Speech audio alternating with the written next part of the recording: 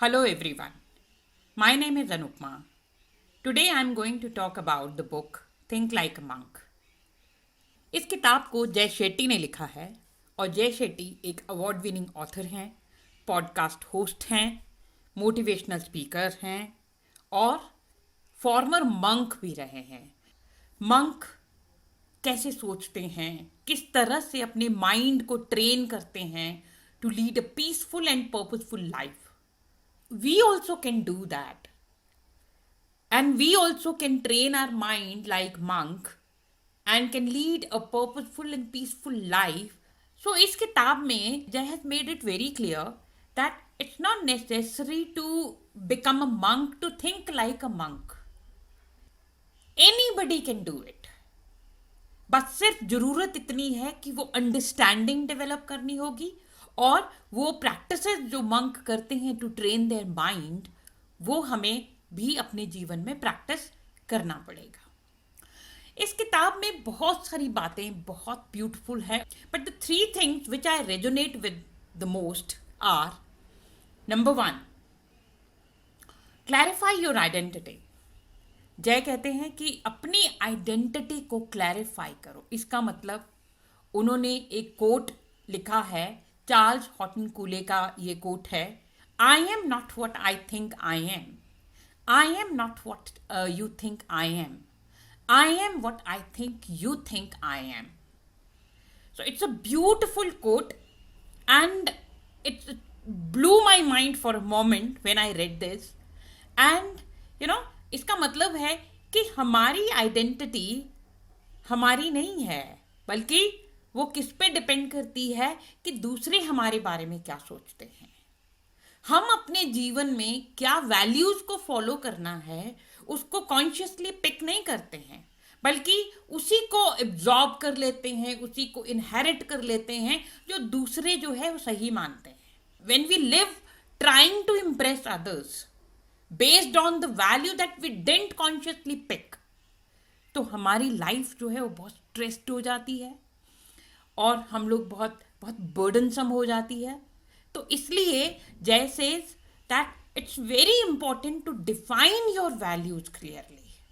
I have to be compassionate, I have to be, it's my value system, I have to lead a life. I'm not going to impress others just by becoming a very compassionate person. No, I'm not going to pretend. Rather, I pick it consciously and I practice it consciously. Second thing which Jay says is that not just recognize your thoughts, but understand your thought. इसका मतलब है हमारे mind में क्या चल रहा है उसके बारे में माइंडफुल हो जाओ। वो नॉइज जो चलती रहती है उससे बाहर आने की जरूरत है। And in order to become mindful about your thoughts, it's very important that to ask question to yourself. अगर कोई फीलिंग या कोई थॉट हमें हॉन्ट कर रहा है, नैग कर रहा है, ask yourself, why am I thinking in this way, where this thought is coming from. And to purify your thoughts, Jay suggested the process which monks follow in the ashram is that spot, stop and swap. इसका मतलब है कि जब भी कोई thought आपको परेशान कर रहा है या कोई फीलिंग परेशान कर रही है तो उसको स्पॉट करो कि क्यों, कौन सी फीलिंग है जो मुझे ये प्रॉब्लम नैग कर रही है। वहां पे रुक जाओ और उसको अंडरस्टैंड करने की कोशिश करो कि व्हाट इट इज, और लास्ट में उस नेगेटिव थॉट या उस नेगेटिव फीलिंग को रिप्लेस कर दो एक पॉजिटिव फीलिंग या पॉजिटिव थॉट के साथ।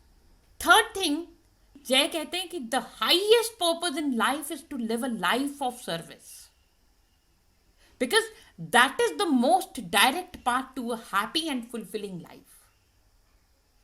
जब हम किसी के लिए कुछ कंट्रीब्यूट करते हैं, कुछ कर पाते हैं अच्छा दूसरों के लिए, the kind of satisfaction it gives you, वो किसी भी चीज से हम हासिल नहीं कर सकते। सो ही सेज दैट मंक्स जो एक दूसरे से जब बात करते हैं तो वो ये नहीं पूछते हैं कि how was your day today और how was your work today, वो ये पूछते हैं have you served today, What a beautiful question it is to ponder or to think about when the day ends. I think we all can practice it. In the end, I would like to say that this book is a beautiful because it helps you to train your mind to lead a peaceful and purposeful life. And this book is full of Jay's personal stories, personal experiences, which makes it interesting to read.